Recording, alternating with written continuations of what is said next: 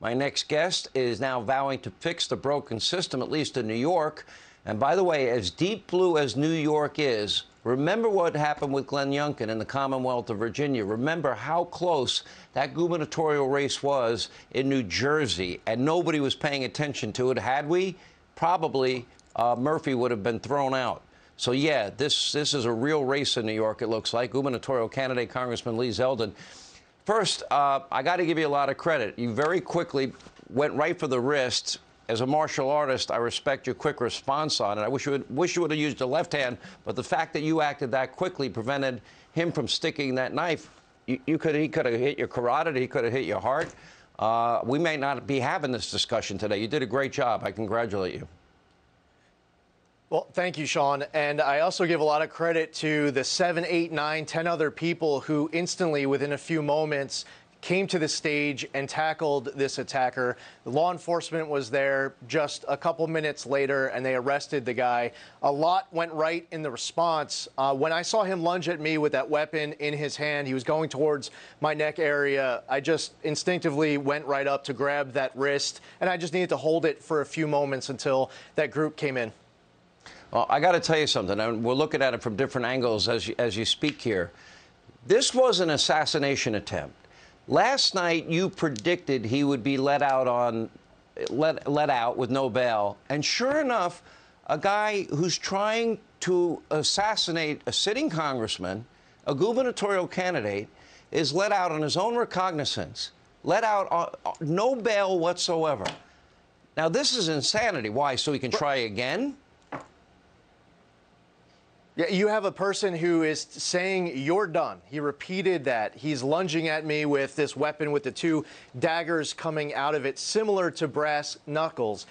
He is charged with a violent felony, and he is instantly released back on the street because of New York's cashless bail laws. I saw it coming. I wish it wasn't this way, and we keep hearing too many of these stories. As you were just pointing out, some of the decisions with Alvin Bragg and the Jose Alba case, there was another story that came out a couple weeks ago where two Mexican cartel drug smugglers got caught with $1.2 million worth of crystal meth, and then they were instantly released back out on the streets.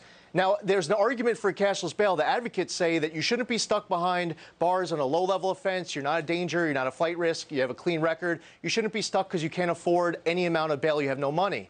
I get that. But I would say that if you have $1.2 million of crystal meth and you don't have any money to pay your bill, your bail, that's on you. You're a bad businessman, a bad drug dealer, and a bad criminal.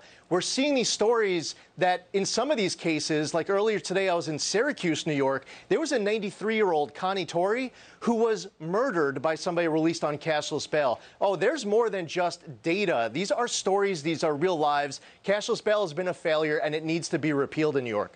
I'd like you to explain this. We know an email went out by your opponent, Kathleen Hochul, the governor's campaign, giving out all the information about every upcoming campaign event. This is before yesterday, including the dates, the times, and when the events are scheduled to begin.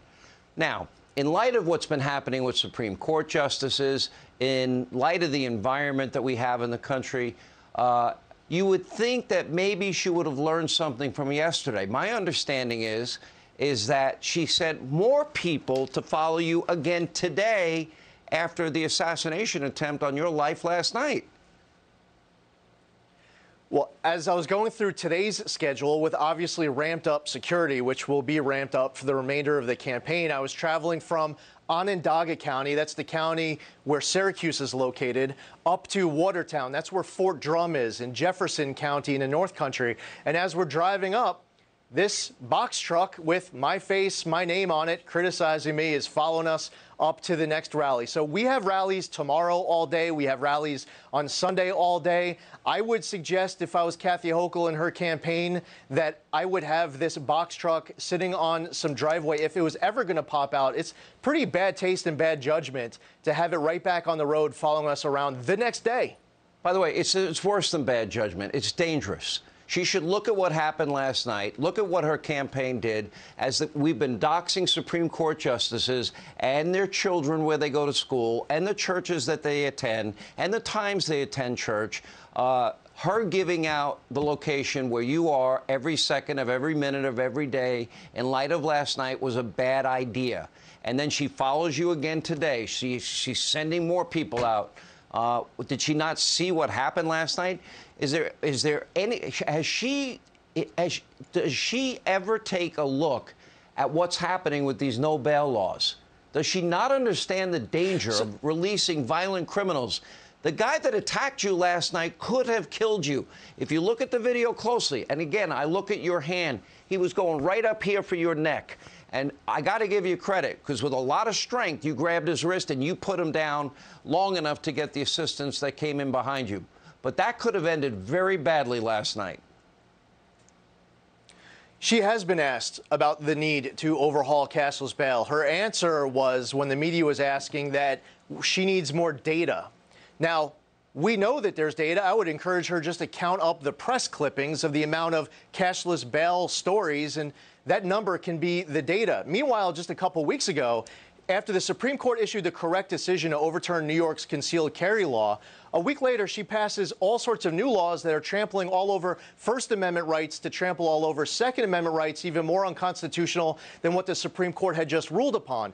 The media asked her, well, do you have any data to back up going after these concealed carry permit holders, that they're the ones causing the problem? And she says she doesn't need data because she's the governor. When she was asked about Alvin Bragg, she says, cut him some slack. He's doing his job. He just got there. I say that on January 1st, my first day as governor, it is not just a constitutional authority. It is my constitutional duty to remove Alvin Bragg as my first act as governor. And when she was asked just a little while ago, a few days ago, about the Jose Alba case and Alvin Bragg, she says that she's not going to get involved in it at all. It's not her business. And I would argue that if there was one of 19 million New Yorkers who would have a duty or responsibility to speak up when you have a DA doing the wrong thing, it is the governor by the Constitution. We do not have recall in this state. So it's a whole lot of bad judgment collectively, and she really needs to go. This isn't rock bottom, but we're on our way to rock bottom. She has to go. You know, I've had the honor of meeting your family, your kids, your wife. You have a lovely family. Thank God you're okay. Oos, great job. You did an amazing job stopping this guy. Really, you could have been killed last night.